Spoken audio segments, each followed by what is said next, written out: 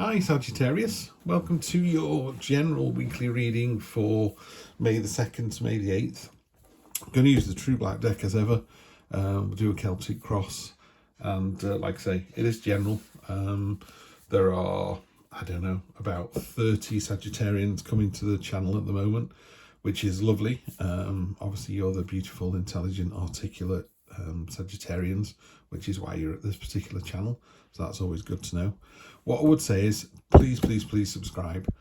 I've had over 1,000 views and 35 people subscribing. You know, 1,000 subscribers would be lovely. I mean, 35 is lovely, don't get me wrong, I appreciate each and every one, but you know, the more people subscribe, the more it helps the channel to grow. And also liking videos. If you like a video, it'll push that video out to a wider audience. So if someone's over at, you know, Chris Rex site or Libraland or Zane, and they like one of their readings, you know, it pushes it around to other people, so it just widens the community.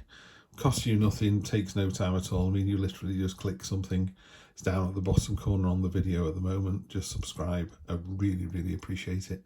Anyway, rant over. Sagittarius, let's see what the week holds for the first proper week in May. Page of Swords to begin with.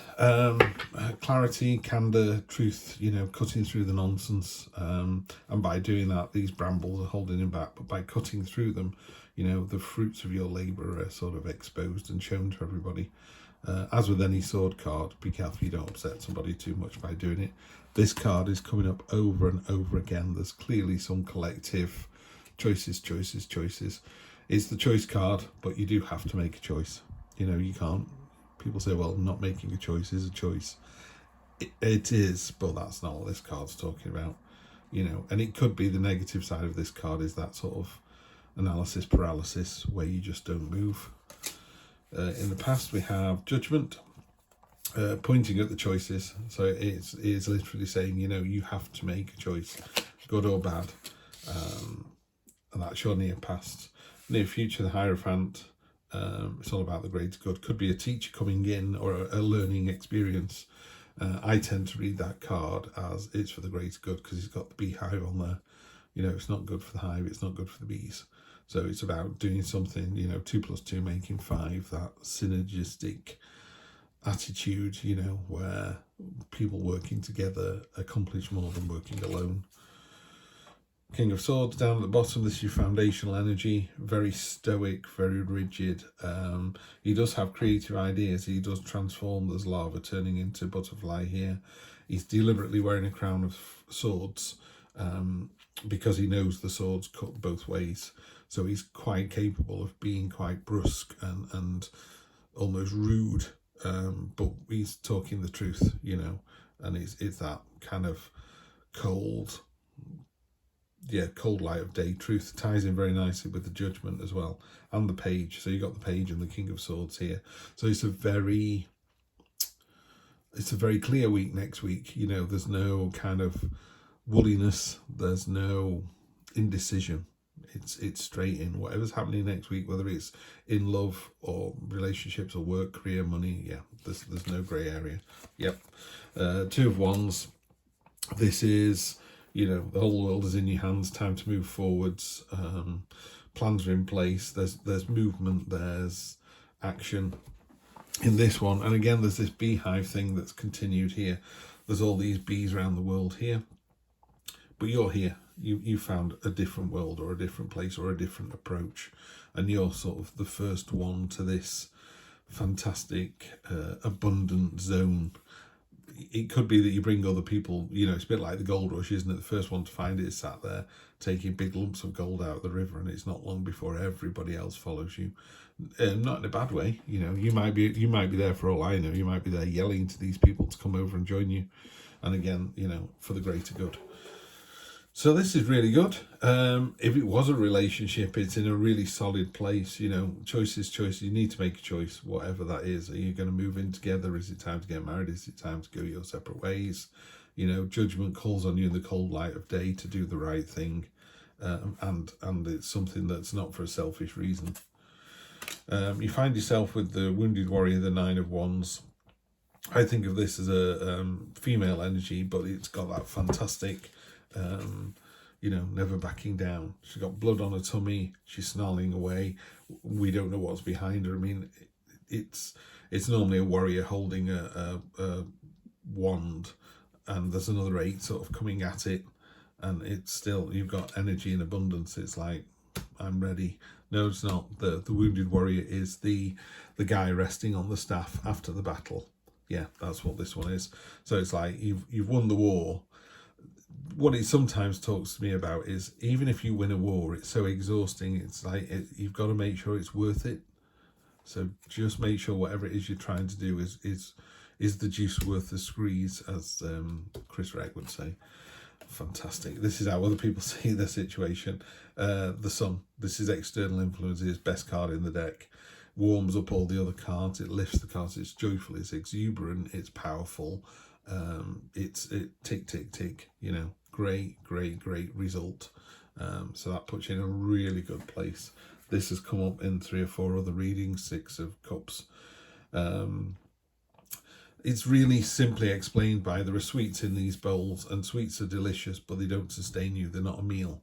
So by all means, you know, look to the past for experience, look to the past for what happened last time, and build on that experience and knowledge, but don't rely on it. It's a passing pleasure, not a foundational thing.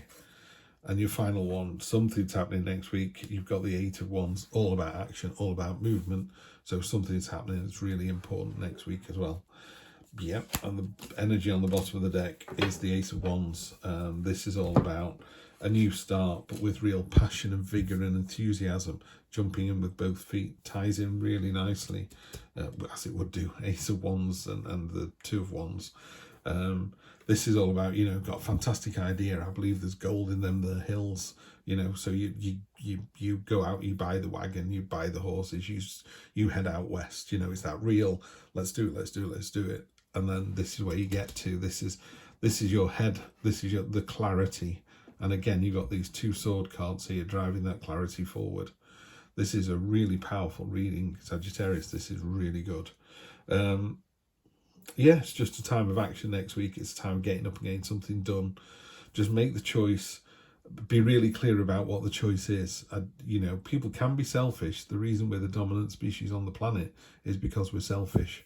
So by all means, be selfish and do what suits you, just not at the detriment of somebody else. That's the important bit.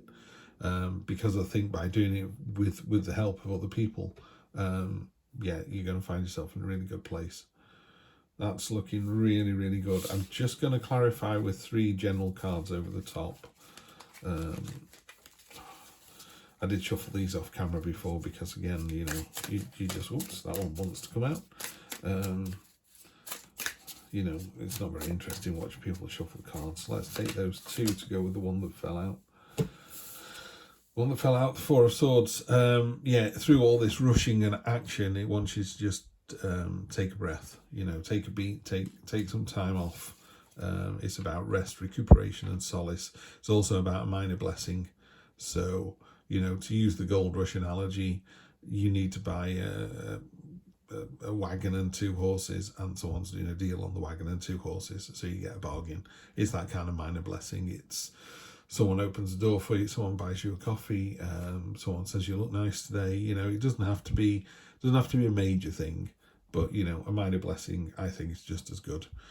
Okay, it's definitely going to be a change next week. That's the Death card. Just means there's going to be a change, which there clearly is, because you've got those choices. So you make a choice, that makes the change. Again, you know, where the Judgment card is here in the near past, and the fact it's pointing into the future, it's a real clarion call as far as I can see.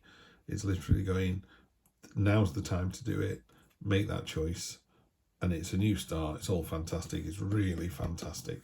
You know, there's only really this card here, which is you going, oh, I've got to do it again. You know, I've got to have that battle again. It's like, yeah, you do, because you're successful, you know, and it leads to some action and dynamism, and there's some message coming through, some communication. Yeah, final card, Chariot, another major arcana. This is a victory, but it's a victory of your own making and of your own control. You're in charge of your own destiny, and you're in charge of your own future. You know, this is there are lots of choices, but the choice that will be made by you. You'll make the choice. It will be successful. I think you're in for an absolutely fantastic week, Sagittarius. I'd take this reading in a heartbeat. So yeah, have a great week, and I will see you next Sunday for more of the same. Take care.